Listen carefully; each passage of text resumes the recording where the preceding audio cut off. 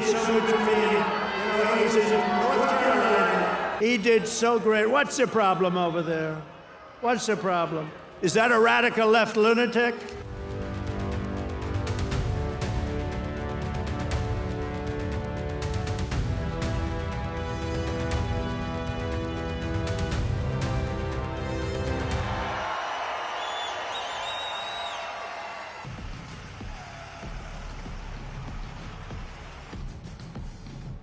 But while we're fighting to protect Americans, the radical left Democrats who are so bad for this country.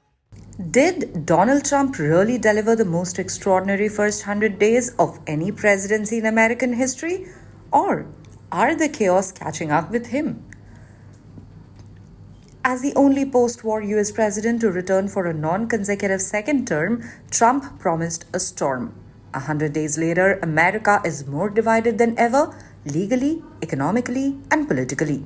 Let's break down the whirlwind.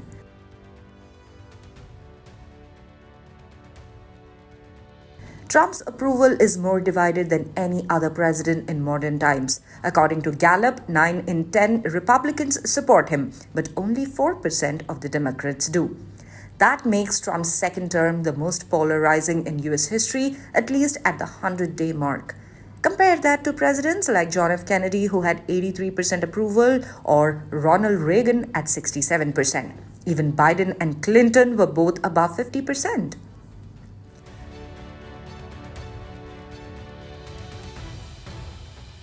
Trump has signed more executive orders in his first 100 days than any president in the past century. He's already issued over half as many as during his entire first term and nearly 90% of what Joe Biden signed across 4 years. Many of these are legally binding and aimed at dismantling Biden's legacy. Day one saw him pull the US out of the UN's Paris Climate Agreement again. He also declared a national energy emergency to boost oil output.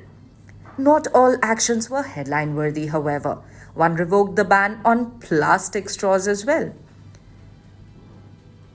POTUS has bypassed Congress on most of his agenda. Just 5 bills have been passed into law, the fewest at this stage by any president in 70 years, according to Punchbowl News. His aggressive use of executive powers has triggered over 200 legal challenges, says Just Security. Judges have blocked several of his actions.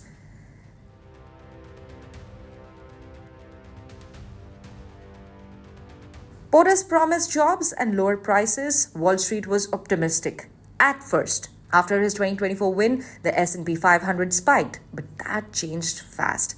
When he introduced sweeping global trade tariffs on the 2nd of April, markets dropped sharply. A partial rollback a week later brought a minor recovery, but uncertainty remains. The University of Michigan's Consumer Sentiment Index shows 4 straight months of decline, ending in April with the second lowest score in history. The worst was in June 2022 under Biden. Americans are worried about inflation, incomes, and a potential recession. Trump hasn't ruled that out, but says his policies will pay off in the long run.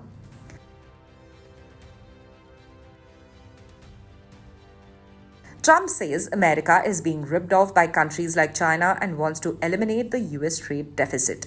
But early data suggests the opposite. His tariffs sparked a rush of imports.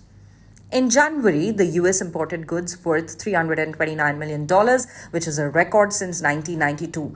February saw a slight drop, but the trend continued. Trump paused some tariffs on the 9th of April, but high taxes remain on Chinese products. There are signs Americans are stockpiling goods, which is a result of ongoing uncertainty.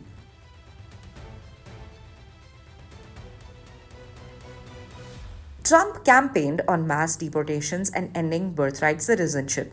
So far, deportations haven't met expectations. Courts have blocked attempts to strip birthright citizenship for some children. But one area Trump has touted success is the US-Mexico border. Last month, just over 7,000 migrants were arrested. That's a massive drop from more than 137,000 in March 2024 under Biden. ICE detentions inside the country have also increased. The administration says many raids target people with criminal records. They have promoted strong cooperation with local police. But there's a catch. Deportations are lacking and legal challenges continue. Critics warn ICE detention centers could soon hit capacity.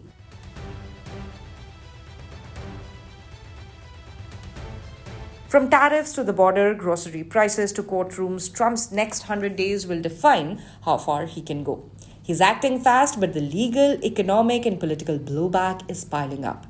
Will America see change or just chaos? That's the Trump 2.0 question.